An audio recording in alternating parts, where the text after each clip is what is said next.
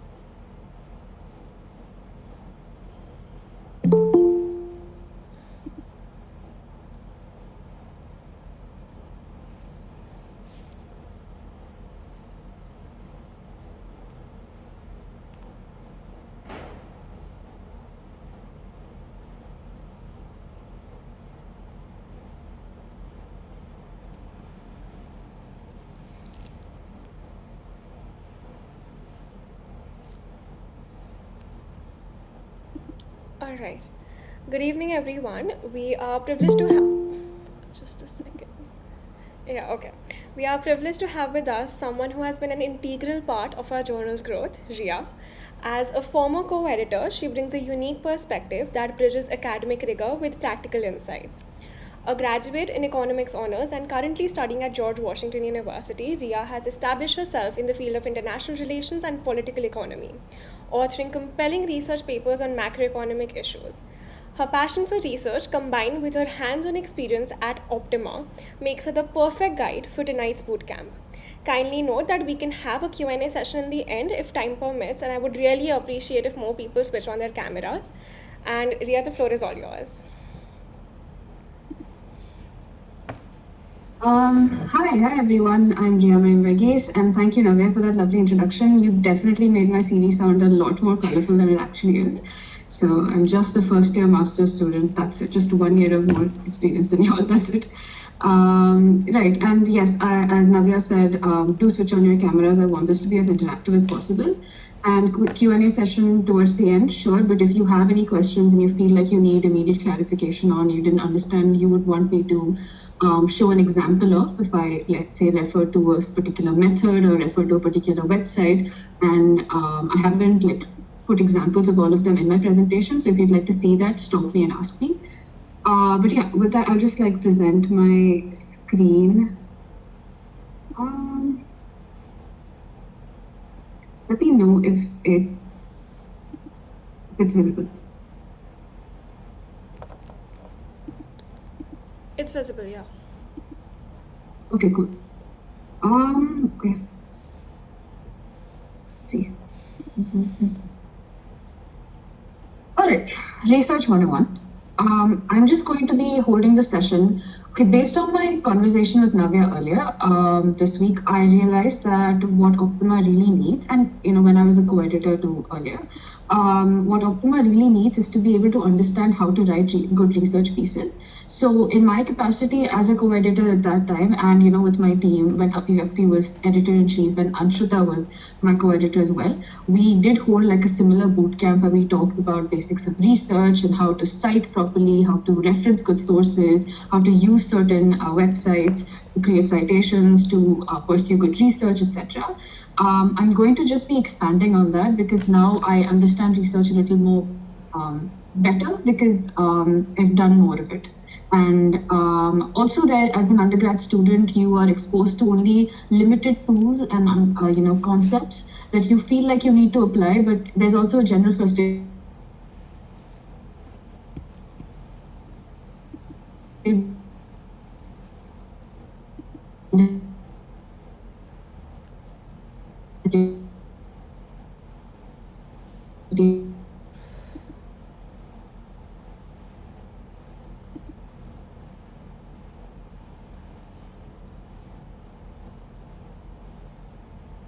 Interest rates perform this way when let's say savings rate go in a different direction. You want to be able to identify that relationship or model that relationship a little more effectively.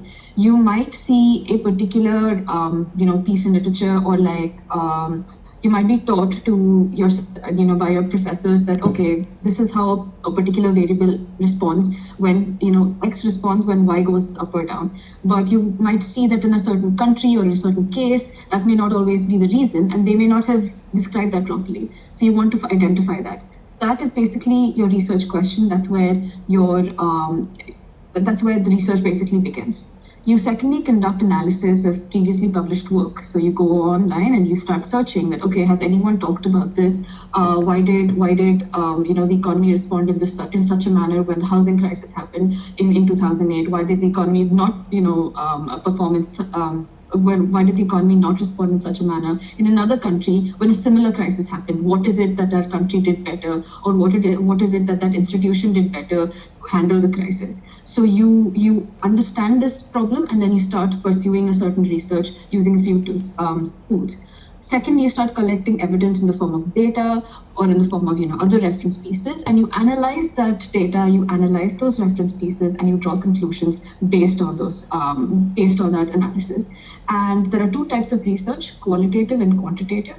Quantitative research basically focuses on taking data, making it a usable format, conducting statistical testing on it, which is something that you will learn in your econometrics, which is something that you'll be exposed to. It's something called regressions. You regress one variable y on like multiple variables x and one variable x, and see how y changes in response to x. It's a very simple relation, and in actuality, it all just boils down to like a correlation. How is y correlated with x, and how does it change when x changes? And you quantify that change. You model it, you create your own models and try to forecast how, let's say, if x had a particular value, what value would y take? And you create, let's say, a research piece based on that. Qualitative research is something similar, but you are talking about concepts rather than, let's say, quantifiable measures or creating models. This is not to say that qualitative research does not contain numbers. You will still look at data, but you will still be able to analyze data from a conceptual point of view. For example, if I want to talk about, let's say, a research piece that I just read, microfinance in Colombia, in a post-conflict scenario. Colombia had a research, the country of Colombia had like a history of, huge widespread conflict for over a long period of time. So you see how many people have been affected. You see how many people have access to finance. These are all quantifiable measures. You, let's say, graph it, you analyze the numbers, but then you talk about the conceptual reasons why this might have happened, how women might be affected, how other gender minorities might be affected, how poor people are more vulnerable to such, conflicts. So these are conceptual things, and that is what comes under the name of qualitative research. In undergrad, you mostly deal with qualitative research because you don't have the skills, or you haven't been exposed yet, at least in BA Honors Economics in deep. You haven't been exposed to the skills yet, be able to pursue good quantitative research. when you write a research piece, what does it basically consist of? And these are things that you can note down. And this is something that is generally applicable to not just a research paper, but a research article, research essay, or a report that you're writing. All of these things come, this general scientific method is what you apply, have like a structure to your thing. And I will be sharing these slides if you need later on, so don't worry about it, you can still get the content. Start with a research question. Think of a question that maybe interests you, and you talk about that question, why it interests you, what is the relevance of that question in terms of policy and or in terms of what you've seen so far, in terms of solving a particular problem, or the fact that you've seen so much literature, or so many people talking about this problem, not actually solving it. So you ask that question again. That can be a research question. Something that intrigues you, why it intrigues you, why it is relevant. Second point, you conduct research, as I said on it. That is basically called something called literature review, where you review literature or other published pieces of work through various tools that I'll be showing you in my next slide.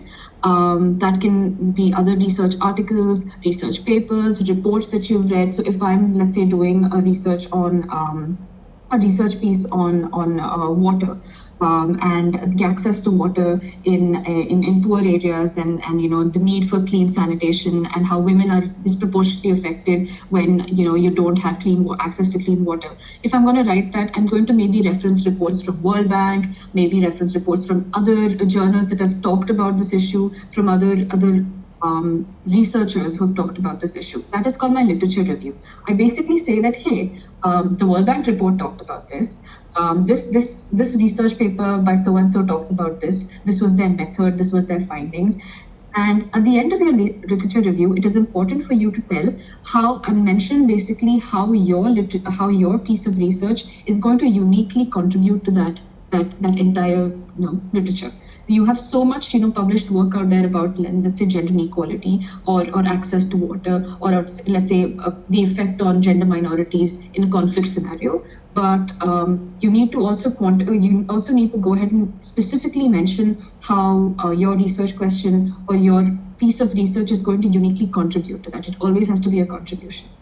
The third thing that you do is a hypothesis. You formulate basically based on your intuition, based on your understanding of literature, based on your reading or your research from like other articles and what other people have found out. You try to hypothesize what could be the reason this is happening. Why is why responding to X in such a manner?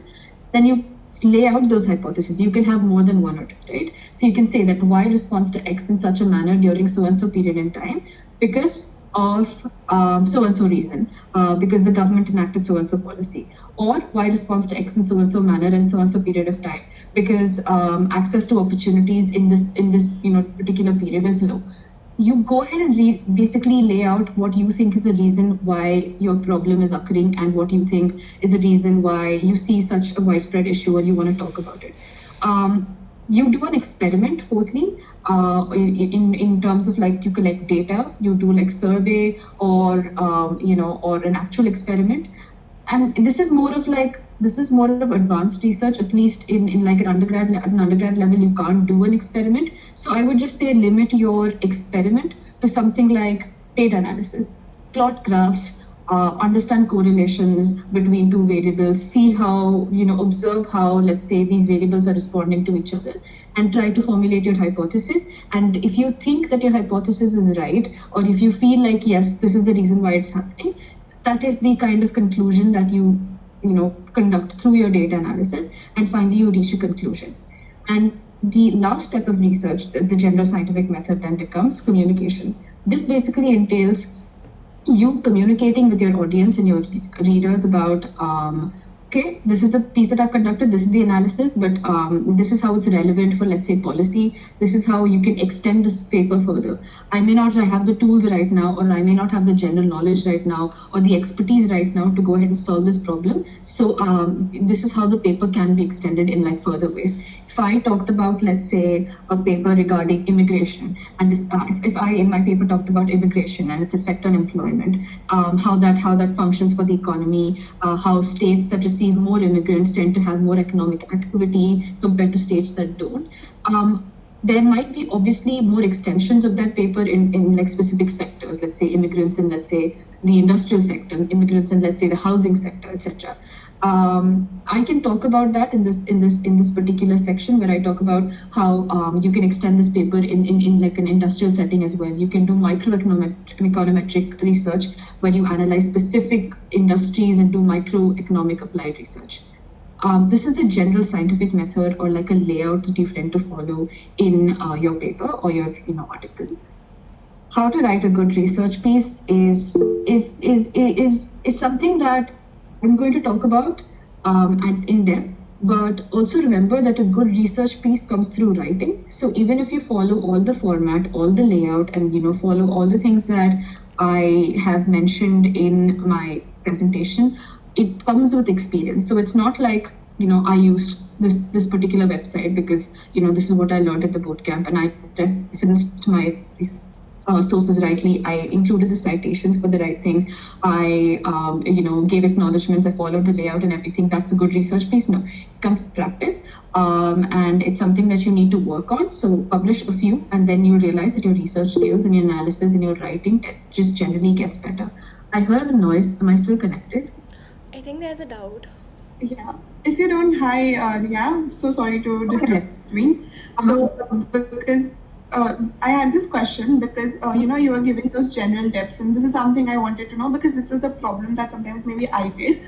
One of the points was data analysis, right? Now, before, because data is very important to kind of substitute what you're saying, that what you're saying kind of makes sense also. So, I just wanted to ask, before diving into, there are so many topics that can interest someone. But before diving into a topic, how do we know how much data, obviously there is data that has to be much more relevant also. But what do you think is good to assess that how much information regarding data is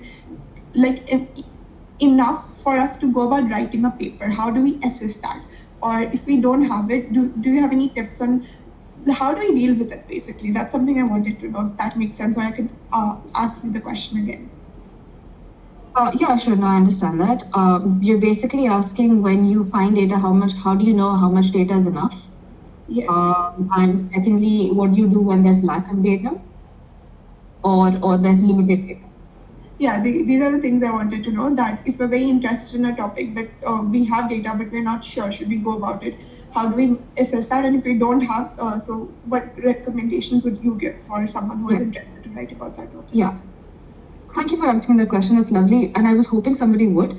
I do mention this in the next slide. I mean, the one after this, with the second one after this, about what to do. And these are actual problems that you face when you start doing research, especially when you used real world data, government sources, and you realize that there is no data, or there is too much data but something that's not in a usable format, or there's too much data but it's not very relevant, or it's not been cited properly, it's not been formatted properly, and there are a number of issues with data. So thank you for asking the question. I will address it in 5 minutes once I'm done with this particular section. Is that okay?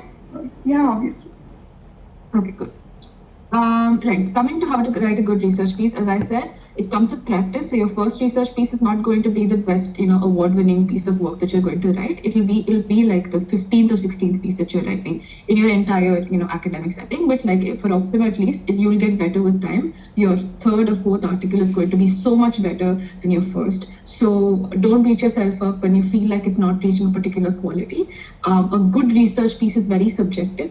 It's very subjective to different disciplines. If you're writing something in political economy, a good research piece is very different compared to, let's say, a good research piece in let's say, econometrics, or if you're writing something about microeconomics. It's very subject specific. It's something that it comes with practice, and you identify the differences between these disciplines only when you understand the subjects a lot better. So yeah, starting with how to write a good research piece, basically.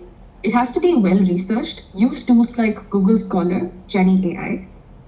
Jenny AI, I can give a tutorial if you want. It's something that I also just started using. I'm pretty sure a lot of you are familiar with Google Scholar. If you have something like women empowerment in times of conflict, this is like a research that I'm doing right now.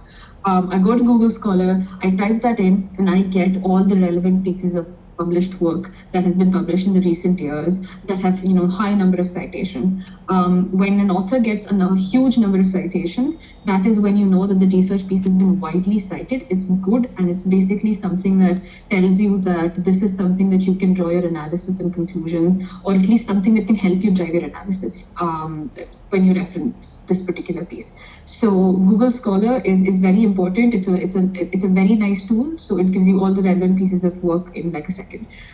You need to go through each one of them and to try to understand how to formulate your research question, how to formulate what is the existing pieces of literature that already exist.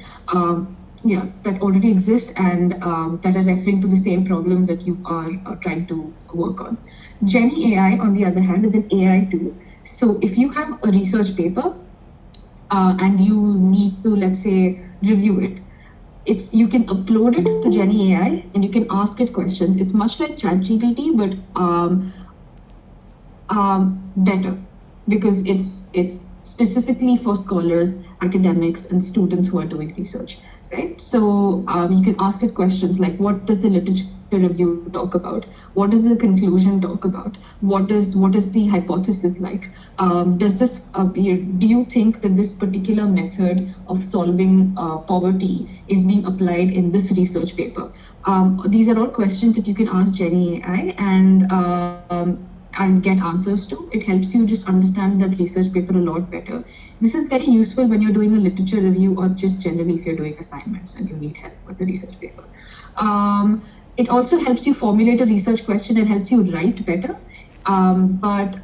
It gives you help because it just prompts you in writing better. Like, this is how you could frame the sentence a little better in an academic setting. Secondly, your research piece should be cited very properly. You use citation generators. I use Scribble. There are two types of citations. There are references. So this thing that you see over here, the picture on the left, that's references. That's a bibliography. So that comes towards the end of your research piece, where you cite all the references that you used.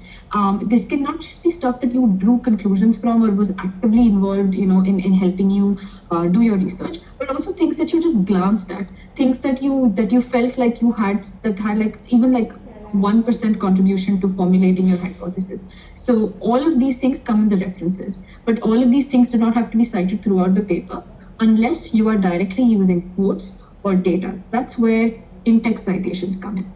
In-text citations are very important. For example, when you use direct quotes or when you're using directly an ideology. Like if I say the Alkire-Foster method talks about including aspects of nutrition and access to health and access to sanitation in devising a poverty measure. This is directly an idea or a concept that has been taken from a previously published work. That's when I go ahead and do an in-text citation. Scribble, which is the citation generator that I use, helps you generate a reference. It also helps you generate an in-text citation. So when you generate a reference, it will give you an in-text citation that you can copy-paste into your work. Second time when you use in-text generator is like when you reference data points. So if you're using data, you need to source them. You need to tell the audience where you're getting the source, because numbers don't magically fall out of the air.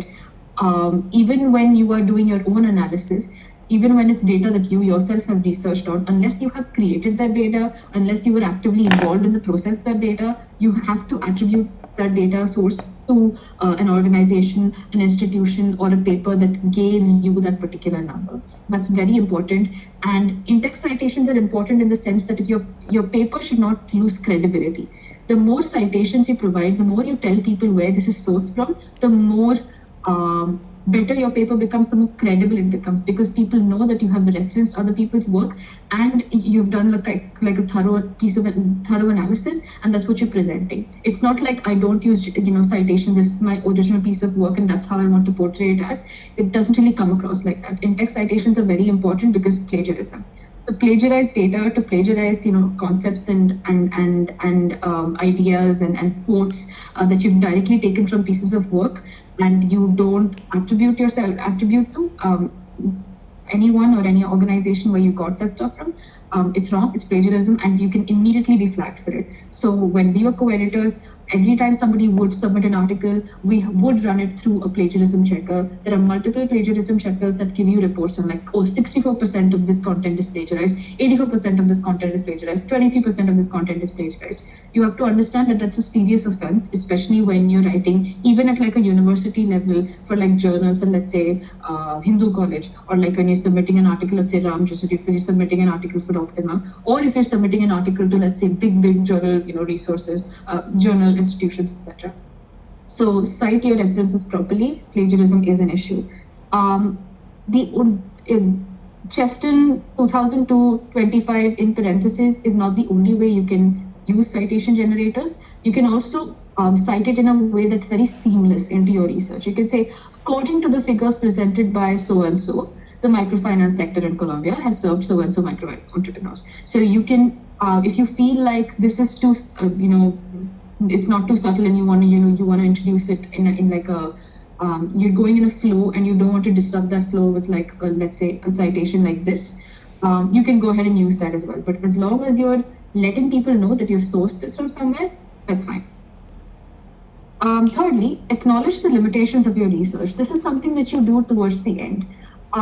We're not foolproof when we conduct research. We might have skipped something.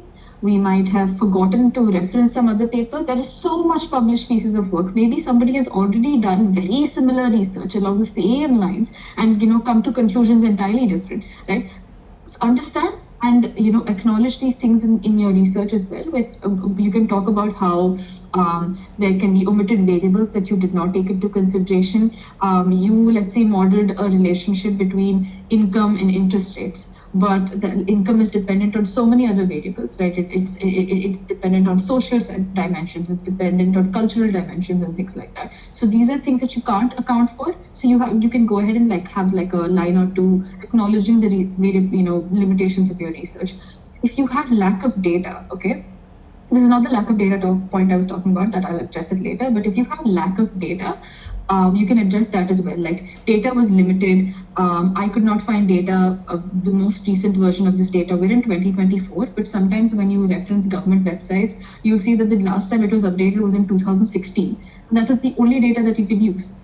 And you know that, but your audience doesn't. So, or your readers don't. So make sure that you mention that the data that we found was also limited in its capacity. It's not very relevant to recent times because we don't have that kind of data, or the ministry has not published that kind of data. Acknowledging the limitations of your research is good practice. It gives you credibility. When you acknowledge limitations, when you give citations, it gives your paper more credibility, and it also is a form of hedging, as my friend put it, because nobody can go ahead and say your paper is not good or relevant, or it's limited in its capacity to explore these particular concepts, because you've already done it, right? You've already said that, okay, here's my paper, here's my article, but this is where like I fall short of, let's say, explaining the question fully or accounting for everything that could go wrong. If you've already done that, nobody can throw dirt at you. But yeah. Finally, grammar checks are so important. Run your entire article through Grammarly. The number of times when I, as a co-editor, will get a research piece and the back and forth between an editor and a writer has to be very limited. Okay, especially when you're at Optima. If I don't know the frequency of how frequently you put out articles. For us, it was every week. So it was every week we were just sitting there and like getting articles from people. And it was hard when the back and forth was too frequent.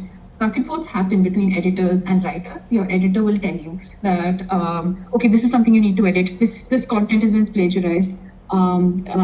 This has not been cited properly. You need to include this reference or do a grammar check. But try to make that load a little easier on the editors. It improves the quality of writing because you're aware of what you've written, how you've written it, and what you need to improve in your future writing as well. When you do it yourself, instead of having an editor come and tell you, and it reduces the back and forth, and that talks about the quality of your research base. When that back and forth between an editor and a writer is also reduced, unless they're giving like things, conceptual reasons, like, okay, this is a piece of analysis also that you can include in your work. So do grammar checks. Have very clear, concise sentences. Don't try to use big words, flowery language when you're writing reports and essays.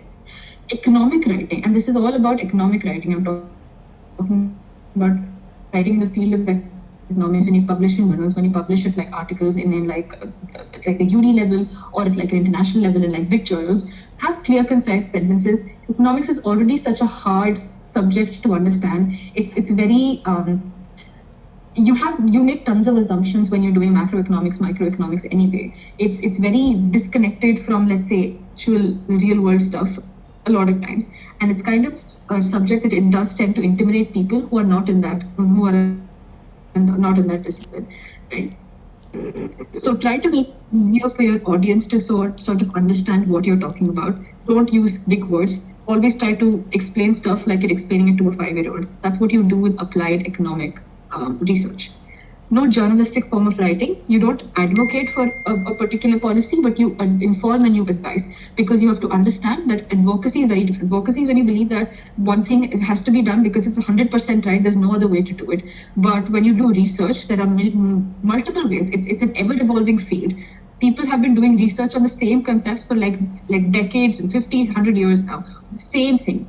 Because they understand that technology evolves, the way people perceive things evolves.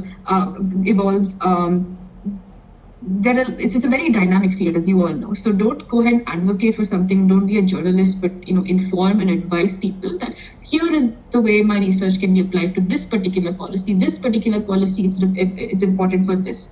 So and so reason.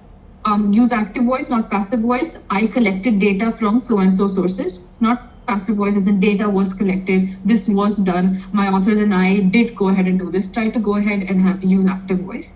And don't write research papers like mystery novels. And here you can see how I used an in-text citation. That's because I directly borrowed this particular sentence from a piece of work. So don't write research papers like mystery novels, because try to be as simple, try to be as clear as possible.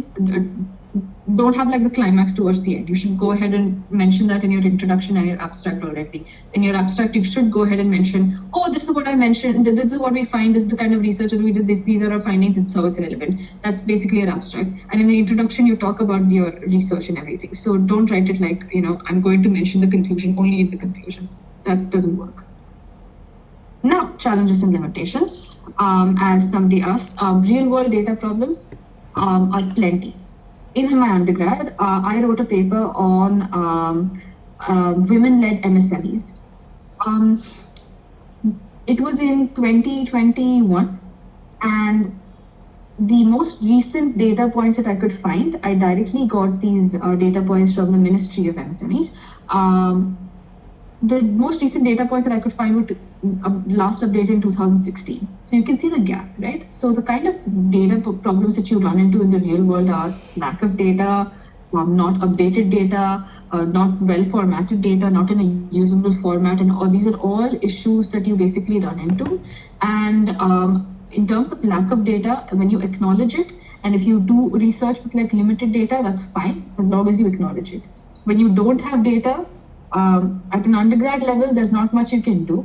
You can just talk about the lack of data, and you can turn your research into like an investigative piece as to why there is lack of data in such an important piece of, when you are addressing such an important issue, why is there a lack of data? What is the relevance of that data, and how you could do further research, or how you could explore certain questions had that data been available. So these are the real world data problems that you encounter. When you have, I think the question was also along the lines of how do you know how much data to use? So it's not like you get an Excel file of data and you're going to put that in your research paper. You're going to do something with that data. So the raw format of that data is only going to be presented to you as a researcher. You're the one who's going to make a graph on that, or do statistical testing on that, etc. So when you're doing statistical testing, a lot of data is good. So as much data as you can find is a very good thing. And how to limit yourself, you don't have to.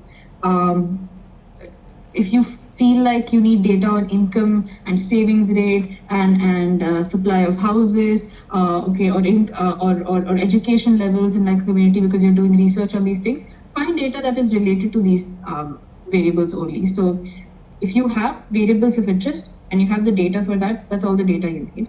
And as much data as you can find is a good thing. It's not like lesser data is going to make your research better, or more data means more sample, allows you to apply your research in a widespread setting as well. Because you, at least in econometrics, you will learn this process of like the more data you have, the more normal your distribution becomes, which basically means easier to estimate. Second thing is outliers in data. If you're doing income data, so I want to find out average income of, let's say, in a particular community. Let's say if that community is like mostly middle class, and I have, let's say, somebody super rich, like Jeff Bezos, staying there. What do you think the average income is going to look like? Jeff Bezos' income is probably here, and the rest of us are probably here, right, or much lower. The average income is going to be pulled towards Jeff Bezos' income because his income is so much.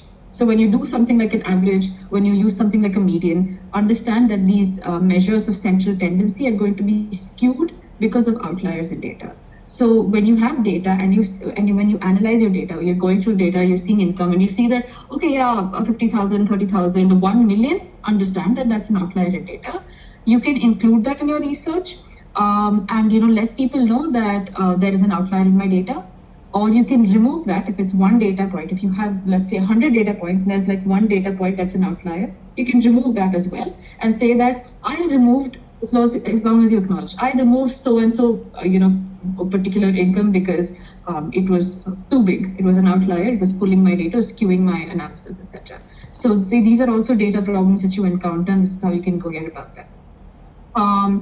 Limitations, you have limitations in terms of skills and expertise at an undergraduate level, especially for quantitative research. Qualitative research is still something you can do because qualitative research is also very intuitive, easier to understand because you look at concepts and you're like, I think it happens this way because women tend to respond to such policies in a different manner. And here is the literature piece confirming that. Here is a review of literature confirming that or talking about the same issue. And they reach the same conclusion as mine. Quantitative research, however, is not just looking at data, doing data analysis, pasting a graph. Quantitative research, as I said, is like using models. You make models, you create equations, those are your own models, and you put data into those models and you see how accurate your model essentially is. That is what like quantitative research entails, right? At an undergraduate level, you are probably not exposed to that level of skill or that level of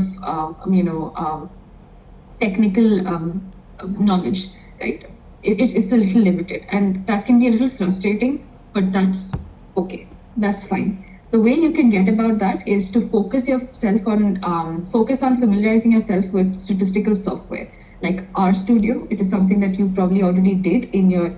I heard another noise. Is that someone raising their hand?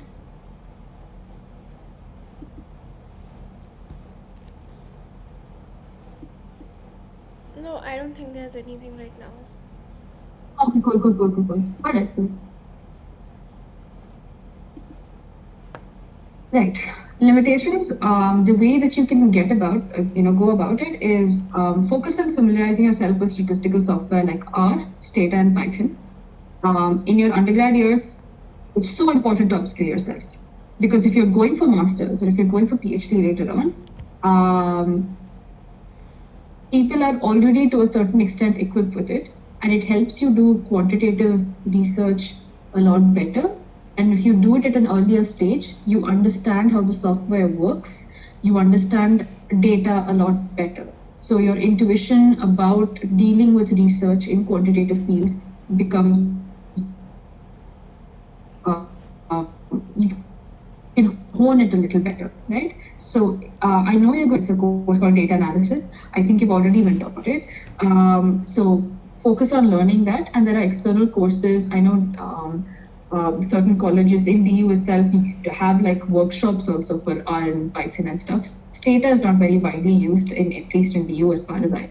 But there are online courses that you can refer to. It's very important to go ahead and acquaint yourself with such kind of software, because if you're planning on pursuing something later, it helps you equip yourself and upskill yourself. And as I said earlier too, practice regularly by writing regularly and publishing in like various journals. Don't limit yourself thinking that my research article is not that good, whatever. Publish it, it's fine.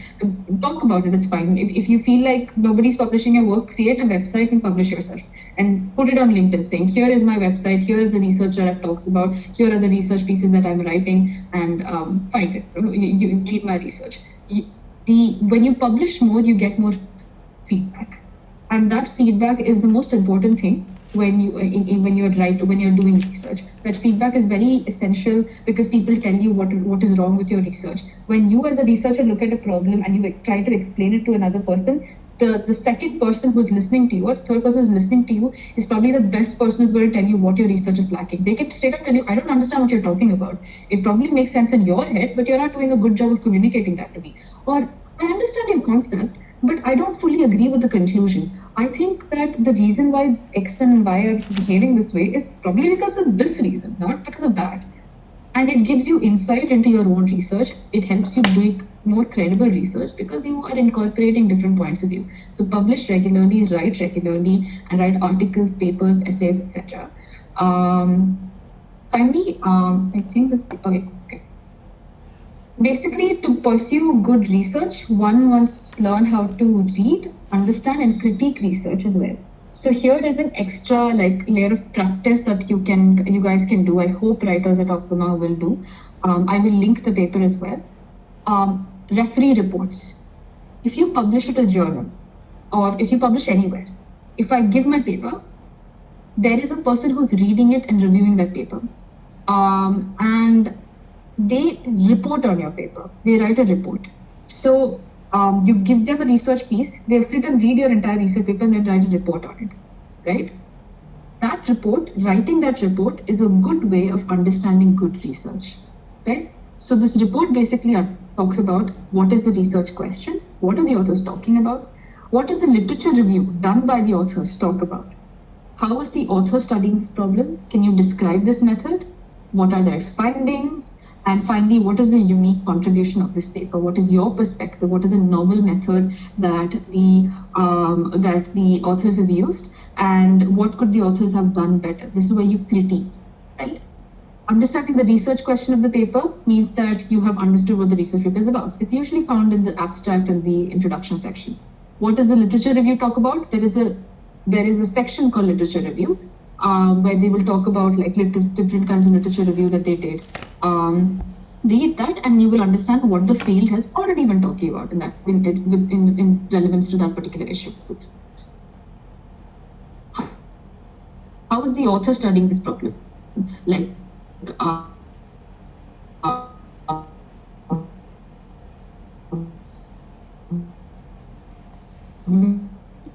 The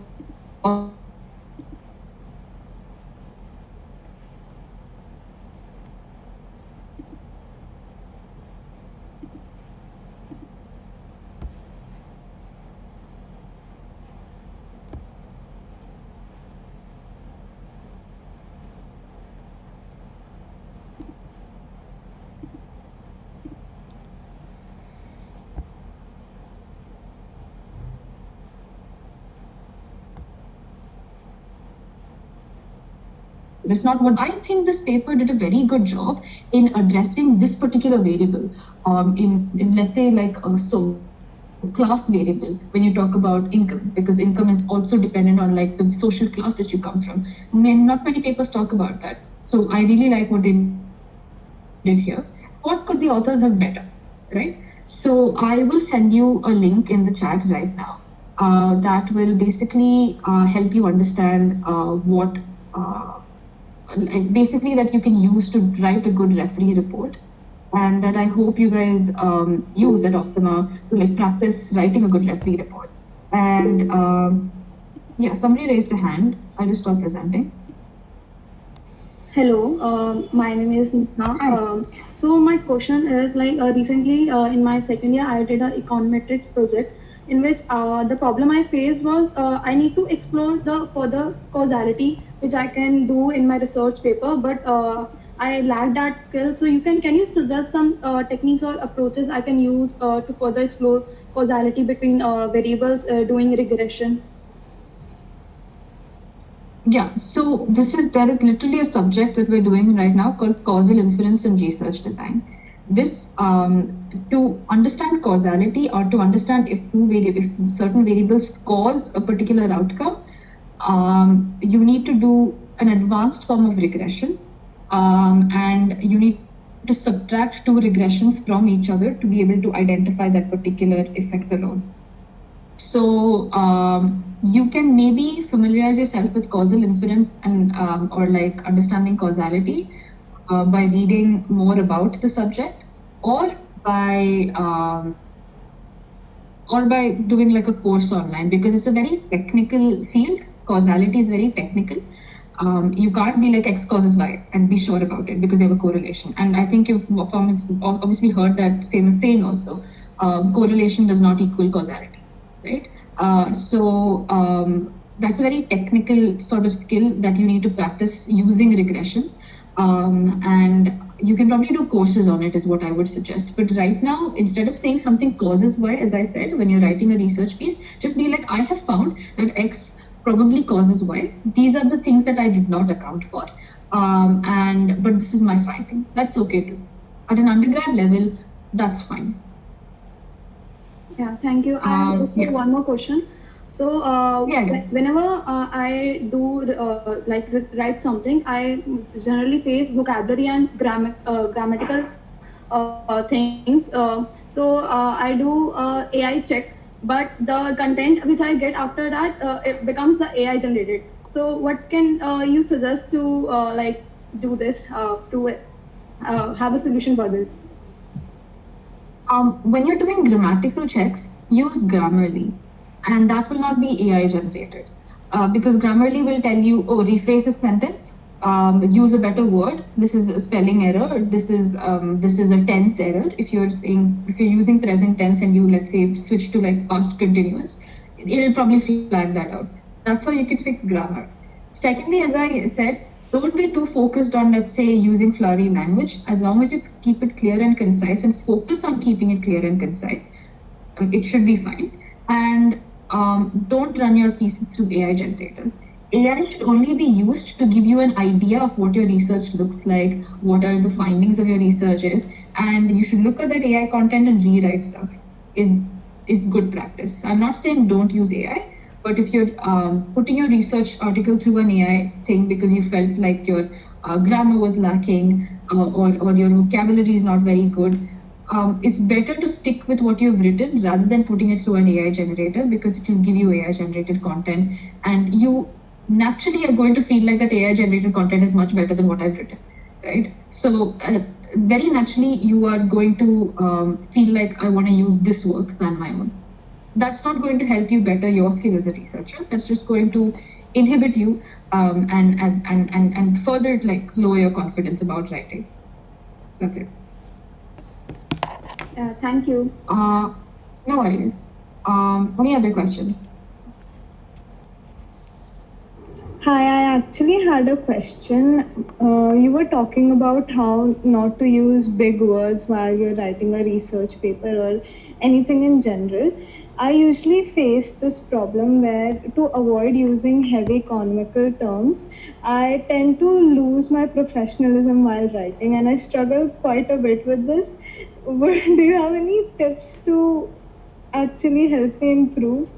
Because I forget to draw the line of professional, using a more professional tone when I have this thing in my mind ki I cannot use heavy economical terms, or I have to assume that the writer does not know anything about economics. Right. So two things. When I say, or when people say don't use big words or don't use flowery language, we're basically saying don't speak like Shashi Tharoor. That's it. But that does not mean you don't mention economic terms. When you mention economic terms, be sure to explain them, is what I'm saying. So don't you lose your professionalism. I think what you're doing right now is fine. But it should be digestible to the reader, as you as a reader shouldn't be like, I'm lost in too much economics. As long as you explain terms like, let's say, inflation, right? Somebody who doesn't know economics at all probably sees inflation as like, I don't know what inflation is or what that word means, should be able to explain, like when prices rise or something like that. That's what inflation is called. When you're using economic terms, by all means, you're writing an economics piece, you should use economic terms, but go ahead and explain them. As long as you explain them, it's fine.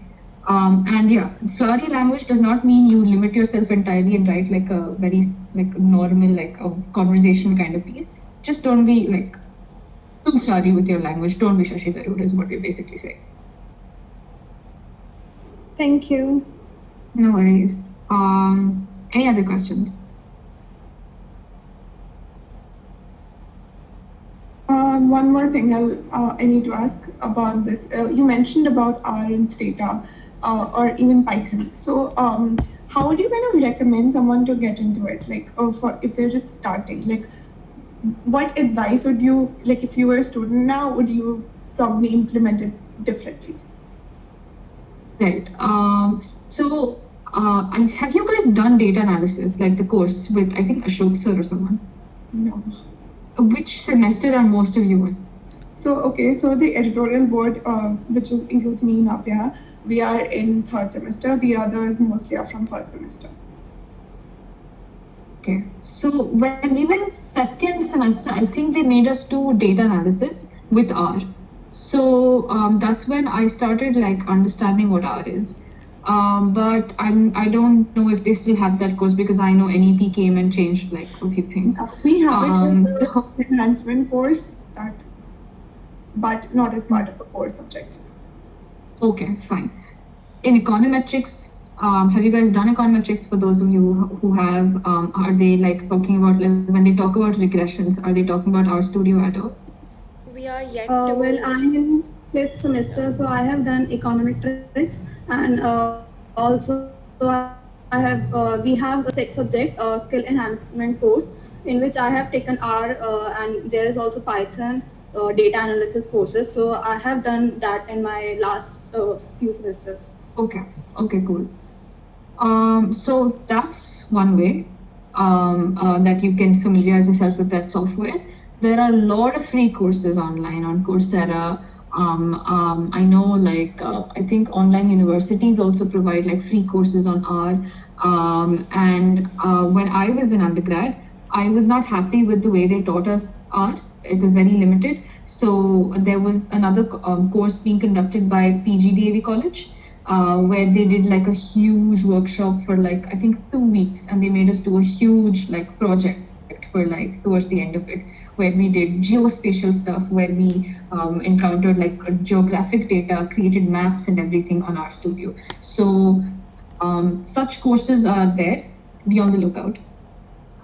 Just going through like YouTube tutorials, understanding, downloading RStudio software, and then looking at packages also is like simple. Just start out like that. But start with like courses online. If your university is not providing that, if college is not providing that, then like start with courses online. Plenty of free courses online. I can search for a few and send the link to Navya, and she can forward the link to you all. But I would highly recommend that you get started with it if you want to pursue quantitative research. Yeah. Any other questions?